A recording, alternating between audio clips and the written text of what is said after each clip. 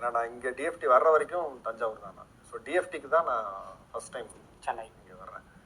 So ஏன்னா அப்ளைலாம் பண்ணியாச்சு, ஆனால் வெயிட்டிங் லிஸ்ட்டில் போட்டாங்க.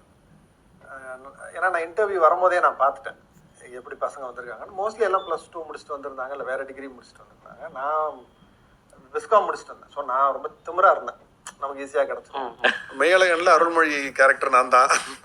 அதனால எல்லா ரைட்டர்ஸ்க்கும் அது வரதான் செய்யும். கொஞ்சம் கொஞ்சம் நம்மளோட இது இருக்கும். அப்படியா? அருள்மொழி கேரக்டரா? ஆமா ஆமா, அந்த முதல்ல வர்ற சீன் அப்படியே எனக்கு நடந்தது தான் சார். அந்த வீட்டை விட்டு போறது இருக்குல்ல, ஆமா, நைட்டோட நைட்டா வீட்டை விட்டு போனது, அது அப்படியே எனக்கு நடந்ததுதான். அதனாலதான் இந்த 2 படமும் தஞ்சாவூர்ல ரிலீஸ் ஆனாலும் போய் பாக்குறதுல ஒரு சின்ன தயக்கம். அங்க பாக்கல, இன்னும் பாக்கல. அடுத்த படத்தையாவது பாத்தரணும்னு இருக்கேன். தஞ்சாவூர்ல வச்சு அது ஏதோ கொஞ்சம் அந்த ஒரு தஞ்சாவூர் அடிக்கடி போவேன் வருவேன், பெரிய கோயில போய் உட்காந்துருப்பேன், அதெல்லாம் பண்ணுவேன்.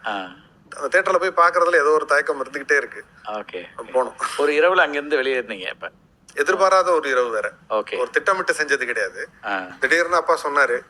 அப்ப நமக்கு இருந்த வயசுக்கு நம்மள்ட்ட யாரும் கேட்கவும் மாட்டாங்கல்ல. இப்ப என்ன ஒரு 17-18 வயசுன்னு நினைக்கிறேன். ஏறினாங்க, ஏறி படுத்தாச்சு. அந்த படத்துல வர்ற மாதிரிதான். அப்படியே திடீர்னு வந்து சென்னையில